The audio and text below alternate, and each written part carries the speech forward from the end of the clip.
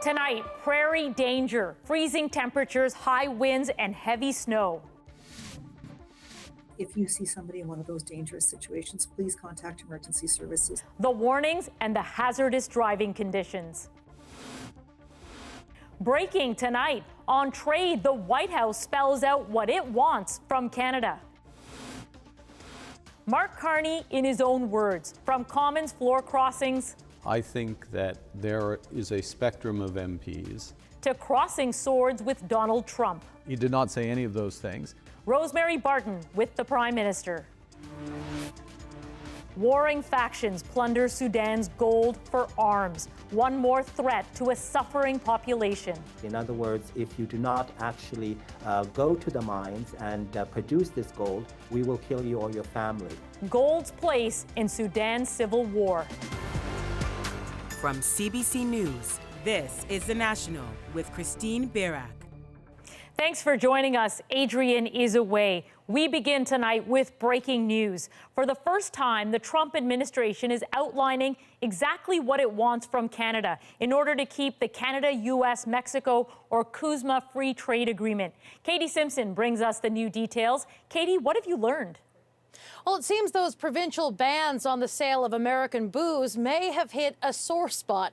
Alcohol, dairy, and energy, all three made the list of demands from the U.S. if it is to remain in the three-way trade agreement with Canada and Mexico, known as CUSMA.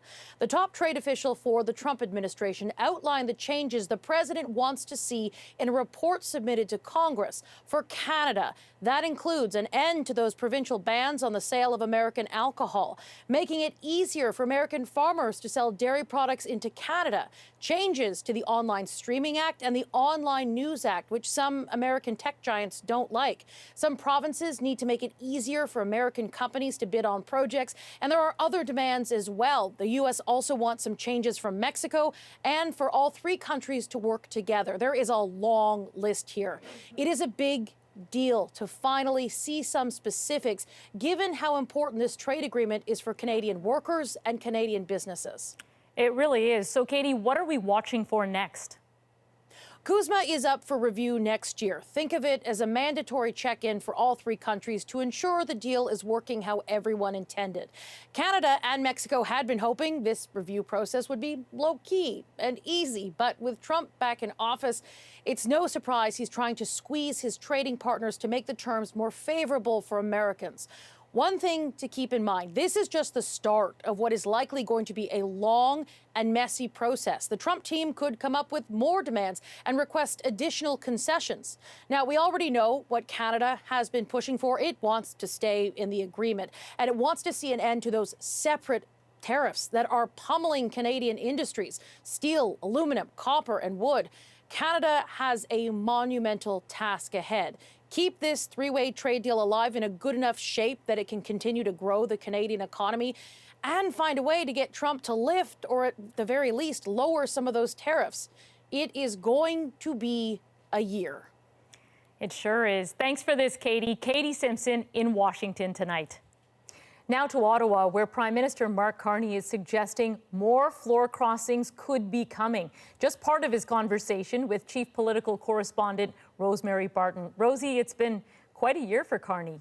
Yeah, Christine, remember this time last year, Mark Carney wasn't even officially in the business of politics, and now he's just one seat shy of a majority. The Prime Minister says he got into politics to respond to the moment Canada was facing, the threat of Donald Trump and an economy in critical need of growth. Elected just over 7 months ago, Carney's rapid ascent to Liberal leader and Prime Minister is just one of the many ways Canadian politics has shifted so dramatically in the past year. Carney came close to a majority, but it was a decision by two former Conservatives in recent weeks to cross the floor to join the Liberal caucus that has brought him even closer. Carney sees those defections as a sign that how he is addressing the country's challenges is what is needed. I think that there is a spectrum of MPs with varying degrees of recognition of the serious situation the country is in, varying degrees of recognition that we need action, not slogans, that we need cooperation with the provinces, that we need to come together and work together. Carney would not say whether there are ongoing attempts to recruit more members of Parliament to his side, but he did have an answer to Conservative leader Pierre Poilievre's criticism that the Prime Minister should be respecting the will of voters and not trying to make, quote, backroom deals. I want to go back to what my question was, which was, are you comfortable getting a majority government through people crossing the floor? I am comfortable commanding the confidence of the House of Commons and getting through the House of Commons, getting support in the House of Commons and votes, obviously votes and support in the House of Commons for legislation that is going to protect Canadian communities, that's going to build this country, that's going to make our country more independent, more sustainable, more prosperous. Of course, a large part of what got Carney elected was his promise to stand up to Donald Trump. The Prime Minister points to the efforts he is making to strengthen the Canadian economy and diversify trading partners. So far, though, there is no tariff deal with the U.S. president. But on the future of the trilateral CUSMA trade deal, Carney says he got clear indications at his last meeting with Trump and the Mexican president. What you understand Donald Trump's position on CUSMA to be right now? You had that meeting with him and President Sheinbaum not too long ago. Yes. At that point, did he say the deal is dead, I'm ripping it up? What indications did you get? He did not say any of those things. In fact, the Prime Minister says, while a better deal with the United States is still possible and important, it is not everything. So, Rosie, what else stood out for you in your conversation? Well, following that energy deal with Alberta, Christine, there have been questions around Carney's commitment to Canada's climate change goals, criticism, in fact. He defends the deal and the possibility of a pipeline because he says he will get results on climate change that the previous Liberal government did not. All right. Thanks, Rosie. You bet. You can watch more of the year-end interview with Prime Minister Mark Carney this Sunday on Rosemary Barton Live, starting at 10 a.m. Eastern on CBC News Network or wherever you stream CBC News. A fierce winter storm is hitting the Prairies tonight. Snow, freezing rain, and high winds are grounding flights, closing schools, and making travel dangerous. Helena Mahalik has the latest on the storm and what's in the forecast ahead. The blowing snow came fast Wednesday morning, and police say it caused a number of severe accidents. Like this pileup of up to 100 cars on a major highway north of Calgary. Cole Dempsey was traveling home with his pets for the holidays. His car got rear-ended during the pileup. Dempsey says his cat jumped out of the car during the chaos. I'm just kind of relying on the hope that someone picked him up saw him in their vehicle, picked him up, or that he went to one of the buildings that was off the highway. The rest of Alberta also hit hard by extreme cold, strong winds, and blowing snow. Upwards of 30 centimeters of snow may hit some areas. Environment Canada says the worst of it will hit near Edmonton. Saskatchewan and Manitoba are getting hit too. Conditions change very rapidly, so you can go to zero visibility in a hurry, where you have no idea where the roadway is, where the ditches are.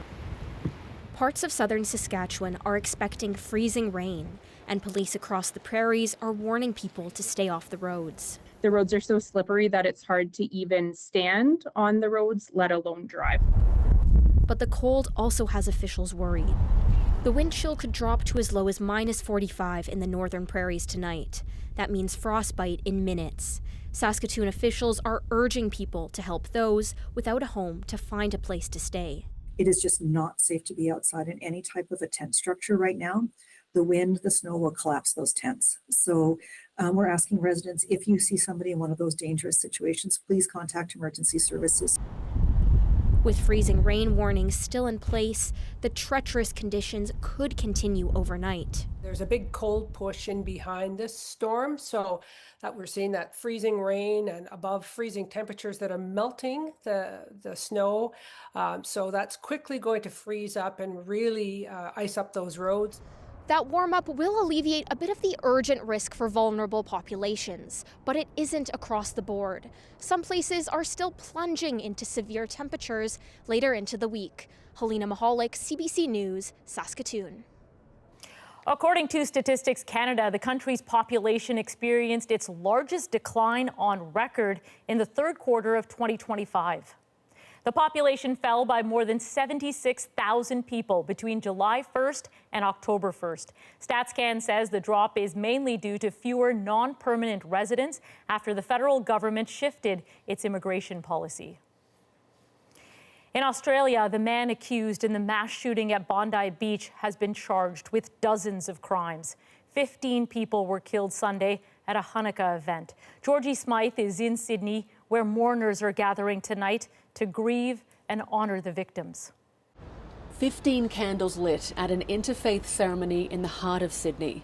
Evil will never overcome the courage, decency, compassion and kindness of Australians that is central to the character of who we are. The agony of goodbyes is underway, with funerals for the 15 people murdered in Bondi while celebrating Hanukkah on Sunday. Public beachside memorials continue to hold the public, with speeches and traditional smoke ceremonies to cleanse mourners. Many are still angry and unsparing in their critique of authorities. Our governments have failed every Australian when it comes to fighting hate and anti-Semitism.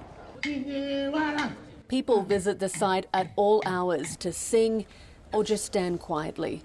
The victims are also in the thoughts of people in Toronto celebrating the Festival of Lights. There's something about today which feels like less of a celebration as we dwell on the dark events that have transpired, thousands of miles away. It weighs heavy on all of us. The alleged shooters of father and son were shot by police. The father died, but the son faces 59 charges after waking up from a coma, including 15 counts of murder, 40 counts of wounding with intent to murder, and one of public display of a prohibited terrorist organization's symbol. Police say a homemade ISIS flag was on display in the car driven to the scene and say it may be evidence of what inspired the attack. At Bondi, the familiar sights of surfers and beachgoers as things are being put back in place. Some crime scene tape is being taken down. Lifeguards who were first on scene are back patrolling. And the surfboards used as stretchers Sunday were returned. It was really sombre. Went in to pay homage to the people, help collect 20 rescue boards, and we took them from the crime scene back to Bondi Surf Club. The Australian Prime Minister has said they'll start cracking down on those spreading hate speech, radicalisation and division, including increased penalties for hate speech. Georgie, family and friends are saying goodbye to the attack's youngest victim. Yes, 10-year-old Matilda, the youngest victim of this terror attack, is being laid to rest in Bondi here. Her name has really become synonymous with the loss of innocent life, and Jewish leaders say people should remember those killed as people and not victims. All right, Georgie, thanks for this. Georgie Smythe reporting in Sydney tonight. The son accused of murdering Hollywood director Rob Reiner and his wife Michelle made his first court appearance today. And as Lindsay Duncombe reports, new details are deepening the tragedy of their deaths. Nick Reiner appeared in court in shackles, wearing a suicide prevention gown, the material too thick to create a noose. Reiner is accused of killing his parents, Hollywood royalty. Rob Reiner and Michelle Singer Reiner were found stabbed to death in their Brentwood mansion Sunday. Your Honor, if we could, I would like to ask for a continuance of the arraignment. The hearing was quick. The official arraignment on 2 counts of first-degree murder was put off until early January. There are very, very complex and serious issues that are associated with this case. These need to be thoroughly but very carefully dealt with. Details about the murders and the arrest continue to come out. The New York Times is reporting it was the Reiner's 28-year-old daughter, Romy, who found her father's body Sunday afternoon. Paramedics later told her her mother was gone too. Well, I think I'm lucky in the sense that I have parents that care about me. The Reiner's 32-year-old son long struggled with addiction. There are conflicting reports about a holiday party he attended at comedian Conan O'Brien's house Saturday night with his family, some saying he was acting strangely. This security video shows Reiner shortly before his arrest on Sunday, entering the store, buying a drink. An hour after he leaves, police vehicles surround him across the street. He doesn't resist. In a statement, Reiner's siblings Romy and Jake said, "Words cannot even begin to describe the unimaginable pain we are experiencing every moment of the day." Adding, "We now ask for respect and privacy, for speculation to be tempered with compassion and humanity, and for our parents to be remembered for the incredible lives they lived." Prosecutors have added a special circumstances designation to the case. That means they could pursue the death penalty. Nick Reiner is being held without bail. Lindsay Duncombe, CBC News, Vancouver. U.S. President Donald Trump is delivering an address to the nation tonight. Paul Hunter joins us from Washington. Paul, let's talk about the message tonight and also the timing.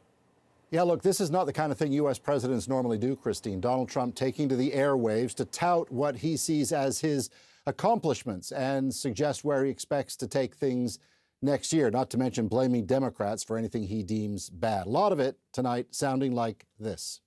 We had men playing in women's sports, transgender for everybody, crime at record levels with law enforcement, and words such as that just absolutely forbidden.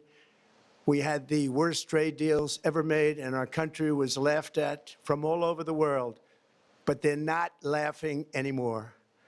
Over the past 11 months, we have brought more positive change to Washington than any administration in American history. If it sounds a bit like a campaign speech, it comes at a time Trump is in trouble politically, low in the polls, not least because voters are upset that things are costing more than they used to, and increasingly, Trump is getting the blame for it. On the approach to 1 full year back in office, Donald Trump has had a rough go lately. National Guard soldiers on the streets of some U.S. cities. The East Wing of the White House now demolished to make way for a giant ballroom. A handful of Republicans, including the once hardcore supporter, the Congresswoman Marjorie Taylor Greene, now seemingly unafraid to criticize Trump over his approach to the Jeffrey Epstein case, or this week, the death of Rob Reiner. I wasn't a fan of his at all. There's talk by critics of possible war crimes by his Pentagon chief, Pete Hegseth. And then there's that nagging word, affordability. Voters in both parties increasingly upset over the prices of any number of things sticking stubbornly high, blamed in part on those tariffs brought in by Trump himself. All of this with next year's midterm elections looming just over the horizon and Trump's Republican Party already bracing for deep trouble. Trump's real message to Americans tonight, a reframing of his time in office so far, and to say, trust him. Things will get better soon. Christine. And Paul, we saw another signal today that even his fellow Republicans on Capitol Hill are getting fed up. Yeah, just today, 4 Republicans on the Hill broke ranks to sign a Democrat-led petition aimed at keeping health care costs low at a time they're about to spike for a great number of Americans.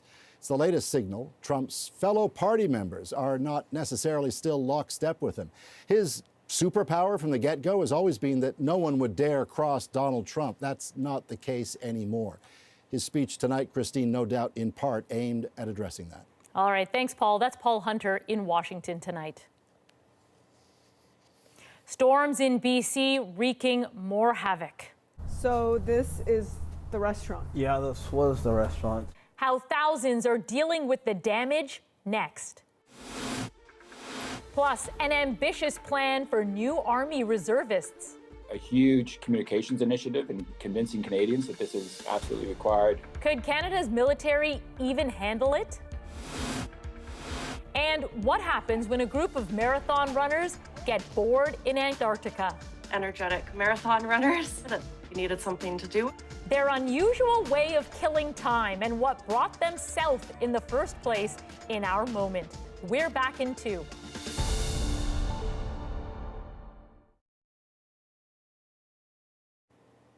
One week after devastating floods hit BC's Fraser Valley, some residents are still struggling to recover. Now, as Yasmin Renea shows us, another round of severe storms is striking, toppling trees and cutting power across the region. British Columbians waking up to a shocking sight. after a powerful overnight windstorm. I stare at this tree all the time because it's right across from my window. Wind gusts reaching 100 kilometers per hour swept through the province, strong enough to rip a shopping cart shelter from the ground and bend it around a light pole. About 120,000 properties lost power, including in the Lower Mainland, Interior, and on Vancouver Island, forcing school closures in multiple regions. I'm a stay-at-home mom, so I just figured we would invite all of them out, so they're all out here playing. The windstorm, the latest weather event to hit parts of the province already reeling from heavy rain and severe flooding that began a week ago. The back nine's still underwater on the other end there. This is okay. This golf course in the Fraser Valley, now a series of rivers. So this is the restaurant? Yeah, this was the restaurant. Its owners bought it after the catastrophic floods in 2021, confident nothing like that would happen again.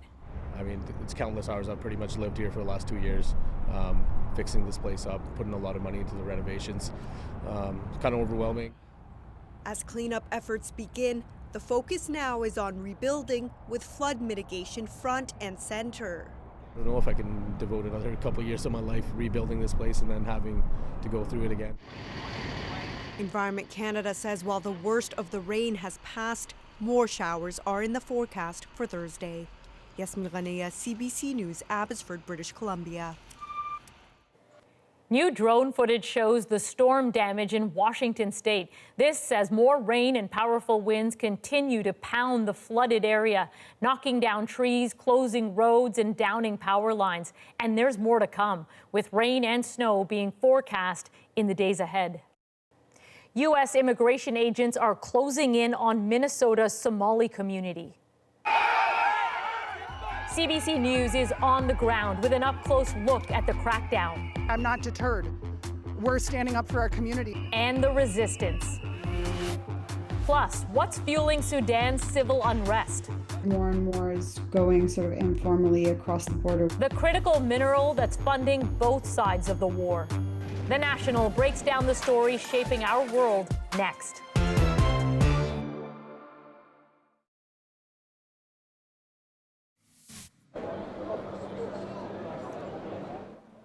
The Oscars are heading to YouTube. The longtime home of the awards ceremony, ABC, will broadcast through 2028, the 100th Oscars.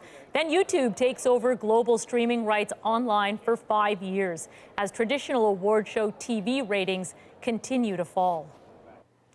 Quebec's Liberal leader is stepping down after just 6 months on the job. Pablo Rodriguez and his party have been rocked by scandal, including allegations of illegal campaign donations. Alexander Silberman unpacks the turmoil and what it could mean for the province. Quebec's beleaguered Liberal Party leader insisting just days ago, in the face of an investigation by anti-corruption police, absolutely, he'd stay on the job. Now, a mere 6 months after winning the leadership, Le prochain Premier Ministre du Québec, Pablo Rodriguez told his caucus he's resigning. It basically took a month for the leadership of Pablo Rodriguez, which was strong up to early mid-November, to basically unravel and collapse. A collapse following accusations of corruption. Reporting by the Journal de Montréal alleges some donors at an event for his leadership campaign were reimbursed $500 with cash-filled envelopes. The practice is illegal under Quebec law, and Rodriguez insists he had no knowledge of it. In politics, perceptions are everything. The former chair of the party committee says the negative view became too damaging. I think our goal has to be to convince Quebecers that this is the deed of very few bad apples in a party of thousands. It all comes at a time when the Liberals are struggling to find support beyond Greater Montreal. The Parti Québécois is surging in the polls ahead of the governing CAQ, pushing for another vote on independence. And Rodriguez promised to be a leader who would fight to stop it from happening. It'll be essential for Quebecers to have a meaningful and solid federalist option in an election that promises a referendum of the current leading party. The Liberals will now hold another leadership convention or appoint someone to the job. Whoever takes the role faces a short timeline to turn the tide, with an election 10 months away. Alexander Silverman, CBC News, Montreal.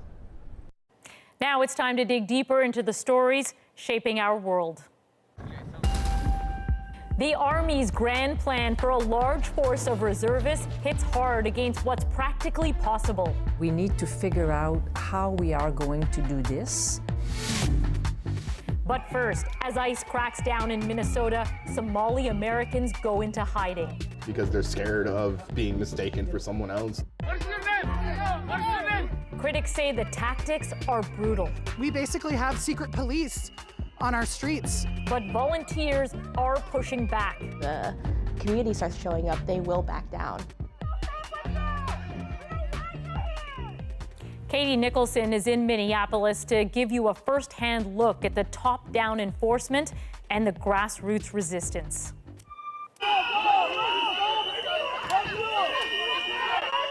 The outrage cuts through the cold. ICE agents in Minneapolis surrounded by protesters. Agents have someone face down on the ground. A woman launches herself at them, then chaos. One ICE agent steps back to film protesters. ICE retreats a block, then fires pepper pellets. These are the front lines of Operation Metro Surge, a federal immigration crackdown in Minnesota, being met with organized opposition, angered by the U.S. president's series of anti-Somali tirades. Minnesota is home to the largest Somali community in the country, but lately, things are quiet on Somali Street and in Somali businesses. With the operation that's going on, the people are fearing, nobody's coming outside. So that has really greatly affected our business. And we're really right now on facing that we can close the doors for the business. In its first 2 weeks, ICE arrested more than 400 people. Some were Somali, including a 20-year-old American citizen. Mubashir was on a lunch break heading to a Somali restaurant when he was grabbed by agents and wrestled to his knees in the snow, cuffed and taken to a detention facility. He was released, but Somalis took note. Yeah, I mean, there's a lot of people that are they're staying home. Like, there's people that aren't leaving their house because they're scared of being mistaken for someone else and being captured and taken away. Like, there's people that literally have not gone out for groceries for days and weeks, and they're citizens. Farah, like most of the Somali community in the area, is an American citizen. We're only using his first name because he fears repercussions for him and his family.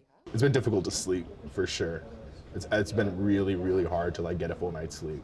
So I've been struggling with that a lot. I mean, there's no universe where anyone can say any of this is normal, right? Like, it's not normal for a president and a leader of an entire country, what considers itself the most well-developed country in the world, to be singling out a group of people and calling them garbage.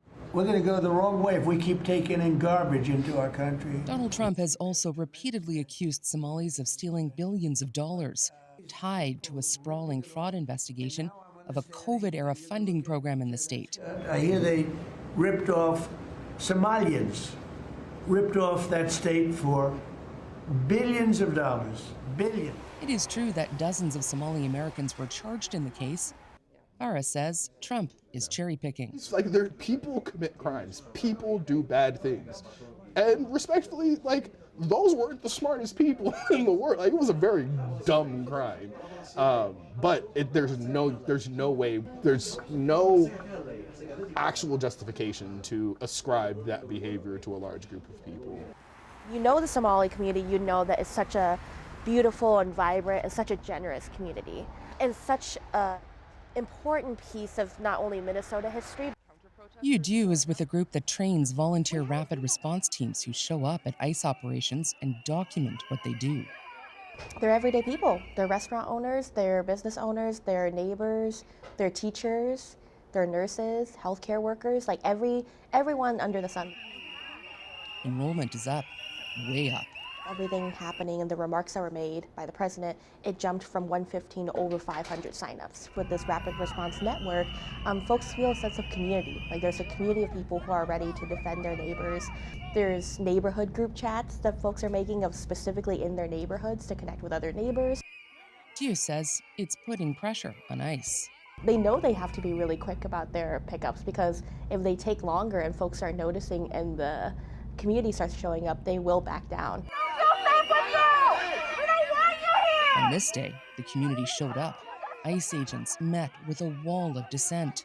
In a statement, ICE told us its officers conducted themselves with the utmost professionalism and successfully apprehended 2 illegal aliens, and that they also arrested 2 protesters for assaulting agents. They just sprayed the entire crowd with chemical irritants, including members of the press, just my neighbors, like these are my constituents. Aisha Gomez is a state representative. This is her district. We basically have secret police on our streets. They don't identify themselves.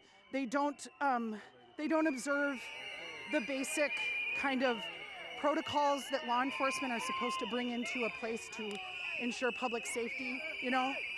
I've been pepper sprayed twice today. I'm not deterred. We're standing up for our community. This community is going to continue to mobilize as long as we have secret police invading our streets. And so I don't know how it ends, but I know that this community is saying no. They're saying that our neighbors are important to us, and we're not going to stand for their rights to be violated. Resolve likely to burn through the long, cold Minnesota winter. Of course, not everybody in this state is opposed to this crackdown. A number of Republicans have spoken up in favor of it. Katie, that confrontation looked pretty intense. What was it like to be in the middle of it? Yeah, it was. There were snowballs flying. You'd hear people say, don't do that, try to de-escalate. It got so bad that ICE actually called the Hennepin County Sheriff Office for backup. Deputies showed up, and later the Sheriff's Office put out on social media that their agents didn't see any other agents being attacked, and remind the public that the Sheriff's Office doesn't get involved in federal immigration enforcement. Christine? Katie Nicholson in Minnesota tonight. Thank you. Back in this country, the Defense Department has an ambitious plan to build a citizen army of 300,000 reservists. But as Murray Brewster shows us, it won't be quick or easy. For years, the ranks of the Canadian military have been pretty thin. Now, an ambitious proposal sparked by Canada's new NATO commitment to essentially create a citizens' army, a part-time reserve of up to 300,000. They are currently doing an analysis of what is in the realm of possible. But defense planners wonder how to even get so many uniforms and weapons when existing supply chains, inventories, and personnel systems are already at capacity. And even if the industry could produce those needs, internal documents obtained by CBC News show the military doesn't have the storage space. It is, according to the country's top military commander, a work in progress. We need to figure out how we are going to do this. And the first step is to figure out what are the roles and missions of this strategic reserve. And then there's the bigger question, equipment. How much, what kind, and where do you get it? This country on a good day can mobilize 3 frigates and 8 CF-18s. If we actually wanted to deploy this capability, how would we even move it to where we wanted it to be?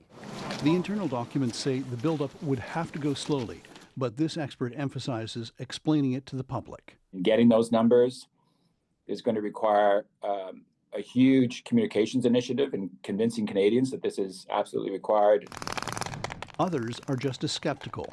This reserve force is meant to be called up in emergencies, everything from localized disasters all of the way up to war. How then this large group of people with 1 week of training and no uniforms or anything else is going to address that requirement it's difficult to see.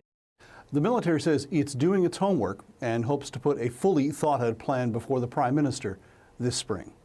So Murray, conceivably, how will D&D handle this? Well, they're looking at what others are doing. The Nordic countries, Germany and Poland, All of the allies are grappling with this, and D&D has appointed a brigadier general to organize mobilization. An entire office has been set up to figure out how to handle these problems, and things the military hasn't been had to consider for more than half a century. All right, Murray Brewster in Ottawa tonight. Thank you. You're welcome. Up next, how Sudan's dirty gold trade pays for its war and hurts many more. You do see things like higher risks of birth defects in areas where mining is occurring. We break down a ruthless business.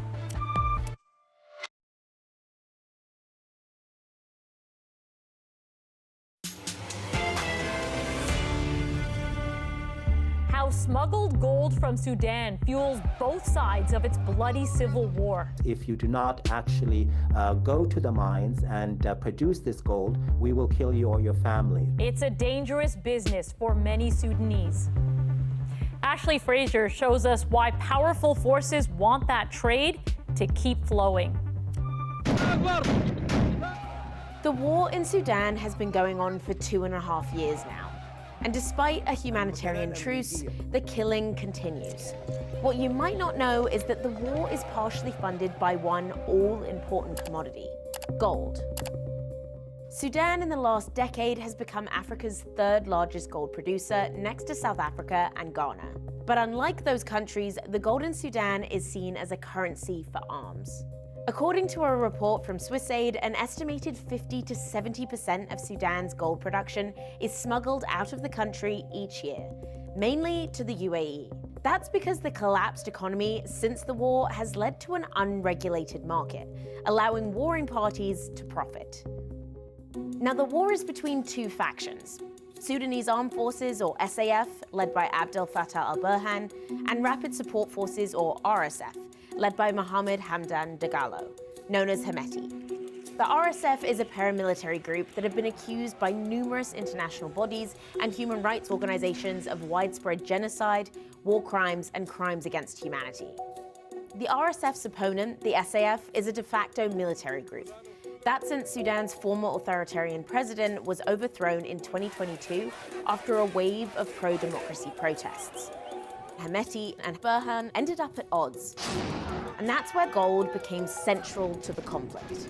Gold represents the most important source of foreign exchange and revenue. And that is not the same in other countries, so it represents at least over 70% of the total revenue of the country. And it's especially valuable in today's market, where it's worth around $5,800 Canadian per ounce. Essentially, the country has been split in half, with the RSF controlling the western side into South and Central Sudan, while the SAF controlling eastern and northern Sudan. And each controls part of the gold mining industry in the country. So how is gold being used in the war? And how much of the gold ends up in the UAE? Let's start with the Rapid Support Forces. They hold control of gold production in Darfur and Kordofan, the western part of Sudan. They have since expanded their use of gold production across the Darfur region. A report by the UN panel of experts on Sudan says 10 tons of gold valued at $860 million were extracted from the Rapid Support Forces controlled areas in 2024. Olivia Bueno works for the Sudan Transparency and Policy Tracker. She has written multiple reports on the use of gold as a commodity of war.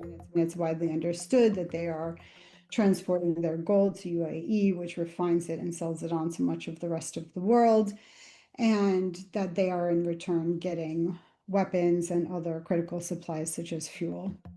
And Dubai in the UAE is considered the city of gold. It's a massive hub where gold is refined and melted down, making tracking its original source very difficult. Now, despite claims that suggest their involvement, the United Arab Emirates has denied giving any support to the Rapid Support Forces or any other group involved in the war.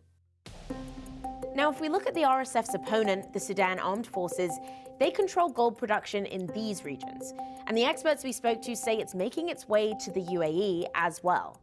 And it gets there through the SAF's ally, Egypt.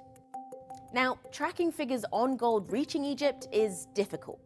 But the Chatham House report suggests roughly 60% of gold production from northern, River Nile, and Red Sea states are smuggled to Egypt. From the government side, more and more is going sort of informally across the border with Egypt. It's desert, it's not very well controlled. That gold is going into southern Egypt, where it gets sold on either to Cairo through Egypt's ports, again, mostly to UAE. Now, on top of gold funding this war, which reports say over 150,000 citizens have died from, the extraction and distribution of the gold is dangerous and sometimes deadly. How dangerous is that? What does it look like for people living there? The production itself is one of the most exploitive in the world in terms of any kind of mineral production. Khalid Madani has studied the role of gold in Sudan for years and says violence is often used to protect mining areas. In other words, if you do not actually go to the mines and produce this gold, we will kill you or your family. Talal Mohammed Mustafa worked in the mining industry in Sudan before the war, where he was part of the Sudanese organization to protect the environment. He says there is simply no regulation of mining activities, but many people have joined the industry after the war to make some kind of revenue. They use mercury to extract the gold from the rocks. The mercury is running freely in the environment after use. The main material used to extract gold in organized mining is cyanide, sodium cyanide. You do see things like higher rates of birth defects in areas where mining is occurring because there isn't any control over how these chemicals are being used. This year, a group known as the Quad, that's Egypt, Saudi Arabia, UAE, and the US, was assembled to try to hammer out some form of peace in the region. But the experts we spoke to say their economic interests in Sudanese gold production is making it even more difficult to negotiate. The important point here is that the same countries that are being brought together are the countries that have these economic interests and strategic interests in Sudan. Meanwhile, both the UN and UNICEF say the humanitarian situation in Sudan is dire, with continued widespread killings of civilians, including children. And experts tell us that the path to regulation of the gold sector in the region is far off. We call gold in Sudan the greatest devil. Mining in Sudan has moved from a source of prosperity for the Sudanese people, providing them with jobs and a source of income, to a curse and a big problem for Sudan, a problem that we'll be bearing the consequences of for years to come. The UN says about 14 million people are now displaced by the war in Sudan, more than a quarter of the population. Marathon runners in Antarctica waiting for their ride home. This is the first backwards mile I've ever run. Their unique way to pass the time, next in our moment.